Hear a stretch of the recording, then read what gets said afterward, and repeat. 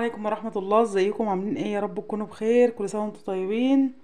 خلاص رمضان قرب يخلص والعيد جاي. عملنا مع بعض الكحك، هنعمل ان شاء الله مع بعض النهارده البسكوت بطريقة سهلة وسريعة وان شاء الله يعجبكم والنتيجة بتاعته تبقى مرضية ليكم. انا هنا معايا كوبايتين سمنة، هبدأ انزل فيهم هنا كده بسم الله. وطبعا المقدار لازم تنزليه كله عشان ما يأثرش معاكي في المقادير. تمام اهو. ودي الكوبايه التانية بسم الله.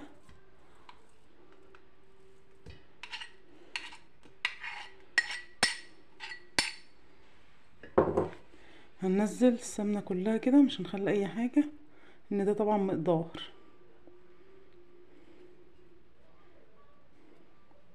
تمام. ومعايا هنا كوبايتين ونص من السكر المطحون البودره. تمام. هبدا اضرب بقى بالمضرب كده بتاعي الكهرباء لحد ما نخلي القوام دوت كريمي ناعم كده زي الكريم شانتيه بالظبط. تمام تمام كده. ضربت الخليط بتاعي لحد ما بقى معايا كريمي كده وطري وفتح كده وبقى جميل جدا. تمام كده. هنبدأ ننزل هنا بقى ببيض. هننزل بيضة بيضة بسم الله اهو. معايا هنا بيض، البيض يكون الحبة بتاعته كبيرة.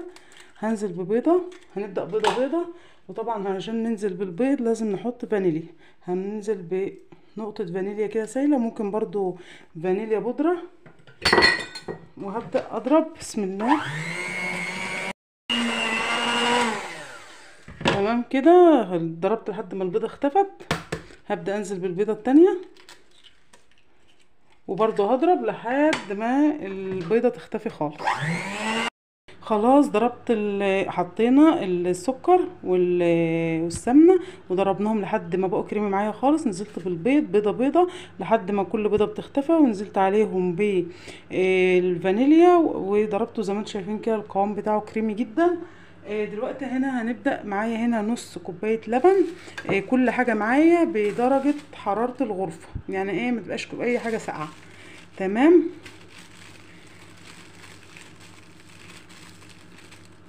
ومعايا هنا معلقة ممسوحة من النشادر، هبدأ انزل فيها على اللبن كده.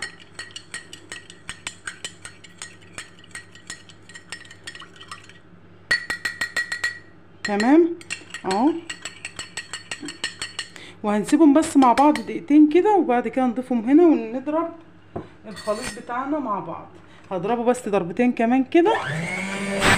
خلاص كده. هنزل بالنص كوباية لبن اللي عليها معلقة ممسوحة من النشادر بسم الله. وهنبدأ نضرب.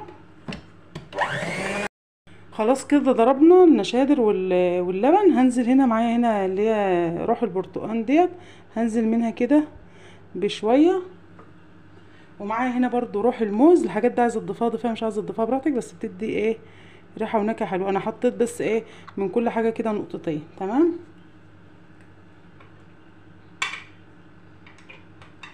واقلب برضو الكلام ده كده مع بعضه. خلاص كده ضربنا كل المكونات زي ما انتم شايفينها كده، بقت كريمي وخطيره. معايا هنا بقى كيلو دقيق، هبدا انزل بيه بسم الله. هنزل بيه كده ولازم يتنخل طبعا اهو بسم الله.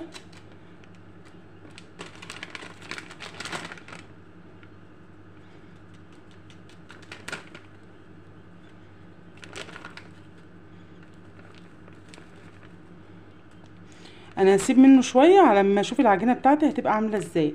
تمام. انا سبت دوت يجي تقريبا 5 معالق لحد ما نعجن ونشوف العجينه بتاعتنا هتبقى عامله ازاي. طبعا دلوقتي خلاص احنا نخلنا الدقيق. هناخد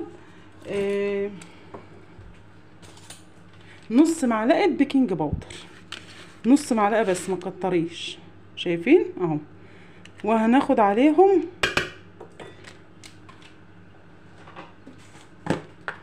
برضو رشة من الملح. خلاص كده يبقى كله تمام معانا. هنبدأ بقى نعجن اللي هو ايه، نلم بقى العجينه اللي هو يعني عارفه انت كده. البسكوت ما تعجنوش جامد عشان ما يحجرش منك في الفرن ويبوظ منك وينشف. تمام اهو، شرب بس الدقيق كده العجينه. تمام، العجينه لسه بتلزق، هنبدا ننزل بباقي الدقيق بتاعنا. تمام اهو.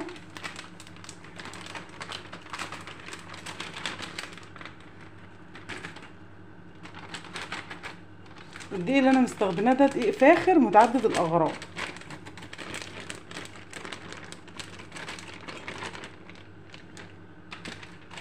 تمام، وهبدأ برضو اعجن تاني. خلاص كده، خلاص كده اتلمت معايا وبقت زي الفل. بس للامانه انا حطيت كيلو دقيق ولقيت المقدار اللي انا عاملاه محتاج مني كمان دقيق، فتقريبا زودت كمان نص كوبايه. تمام، يعني ما تلتزميش بالدقيق لان الدقيق مش كله بيبقى زي بعض. هي تمام كده معايا، هي زي الفل. طبعا إيه مش بتلزق ولا اي حاجه، وبستك من ايدي في العجين. لما غسلت ايدي ورجعت حطيت ايدي في العجين لقيتها جميله جدا وحلوه معايا خالص. خلاص بقى هنيجي دلوقتي نولع الفرن ونيجي بقى نشتغل في البسكوت بتاعنا، وان شاء الله يعجبكم وينول رضاكم. كل سنه وانتم طيبين وبخير يا رب. هغسل بس ايدي كده ونرجع تاني مع بعض. خلاص كده تمام. انا للاسف الشديد عملت البسكوت وجيت ادور على البلبله اللي هي العريضه ما لقيتهاش. تمام، فانا هتصرف يعني، اكيد مش هسيبه، هعمله اللي هو بالمنظر ده اللي هو الملفوف ده كده. تمام اهو، بسم الله. الموس اهو، طبعا تقدري تعمليه بالمكنه لو عندك المكنه. انا مش عندي مكنه، مش موجوده دلوقتي. اهو بنزله كده وببدا اقطعه وبحطه في الصينيه بتاعتي. اكيد هنتصرف يعني، مش هنسيبه يعني. تمام اهو اهو، بسم الله. طبعا ولعت الفرن يسخن، عما ارص الصينيه بتاعتي دهنتها زيت خفيف خالص، ما تكتريش الزيت. اهو بسم الله الرحمن الرحيم. هيبقى شكله جميل جدا. اللي هي الرسمه بتاع البسكوت دي، او بينزل من القمع بكل سهوله. اهو اهو بسم الله الرحمن الرحيم. وطبعا حبه طويل بقى حبه قصير زي ما انت حابه. اهو تمام، هعمل بالشكل ده كده ونرجع بقى ان شاء الله نشوفه وندخله الفرن ونشوفه ان شاء الله مع بعض. خلاص رجعت لكم تاني بعد ما خلصنا البسكوت. عايزه اقول لكم ريحته اقسم بالله قلب الدنيا، طعمه خطير بمعنى الكلمه. عايزه اقول لك مقرمش جدا. شايفين قلب البسكوته طري، طعمه ملوش حل بامانه، جربوه. البسكوت عايزه اقول لكم هو طبعا لسه سخن دافي شويه معايا، بس ملوش حل، خطير جدا. نكهته قويه ما شاء الله.